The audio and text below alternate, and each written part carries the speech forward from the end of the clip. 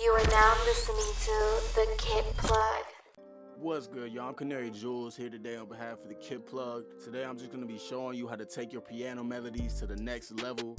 You know what I mean? Just a couple techniques that I use to make great piano melodies. And even at the end of the video, I will show you the sample chain to make them sound a little bit vintage, to give them a little bit, you know, that feel, that warmth. But yeah, I'm going to run you through it. So before we jump into this, make sure you like, comment, subscribe, and follow me on Instagram at Canary Jules if you want any more tips or any more things like that. Without further ado, let's go ahead and jump into it. So what I did was I have a cinematic patch from Keyscape open just to, you know, lay out the melody. And it's a great patch for making piano melodies. So the next thing I did was go into helpers and then go into scale highlighting. And my scale that I'm in is G minor natural Aeolian scale. So as you can see, the notes are ghosted behind there. So you can see exactly what scale you're in. What I do first is I lay the root notes, you know, one or two notes, or lay one, you know, below and one above, and it kind of gives me these perimeters to make my melody in between.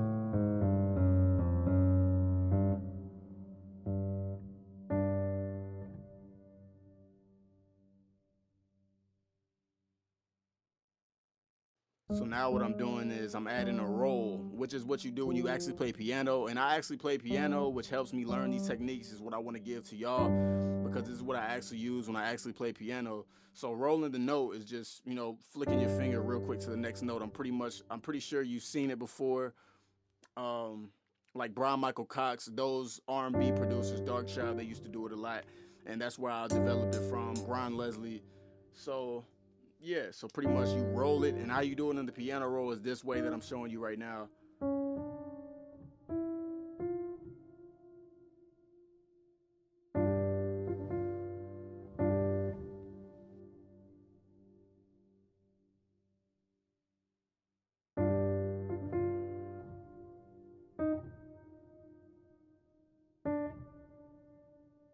And you also have the technique of making some of the notes a little bit smaller, just to give them a little bit quick attack, just to add that, you know, flair to your melody instead of it being like blocks, just big blocks, if you know what I'm saying, with no variation in between it. So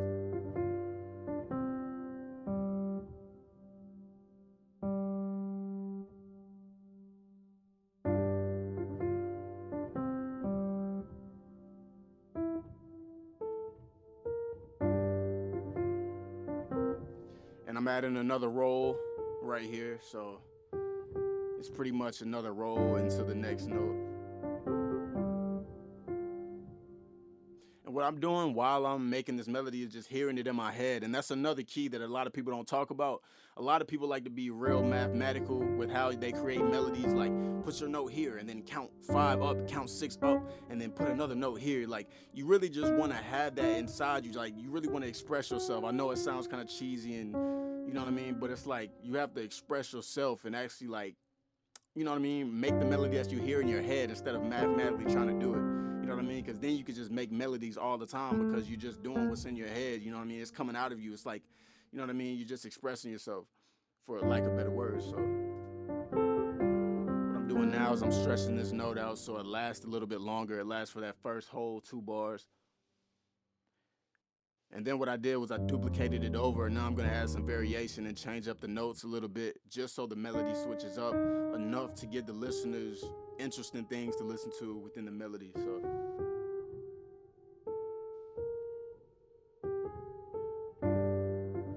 and you can try out different notes as you go, you know what I mean? Obviously, just, you know, what sounds good to you.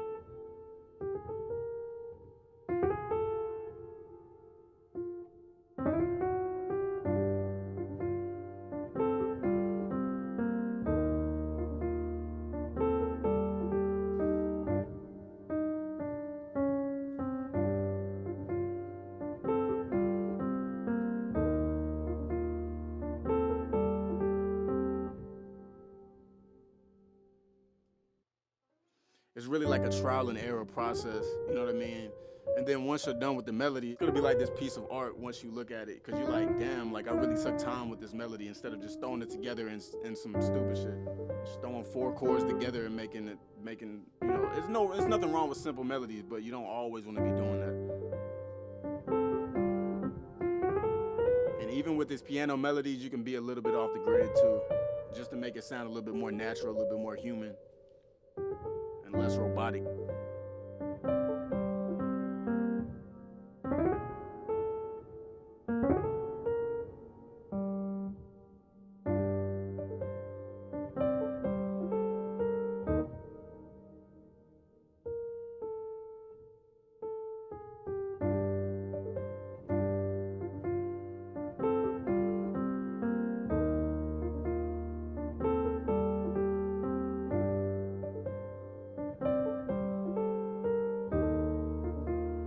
So yeah, that's pretty much the melody so far.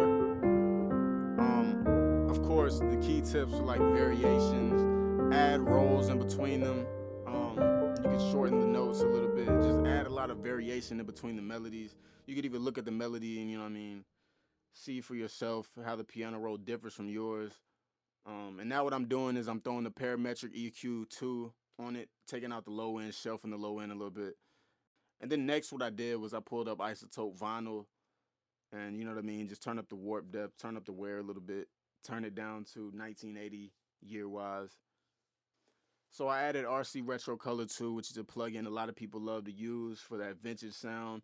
I changed the vinyl to 7.5, turned the noise down a lot just to make the noise just a little background, just a background feel, just a texture. Turned up the space a little bit, turned up the magnetic a little bit, and that's about it for that plugin. And then I have Mondo Mod, which I have Flutter, the Flutter preset, and then I turned the AM depth down and the FM depth. So yeah. So here's the melody without the effects chain that I just put on, and I'll play it with it too. So.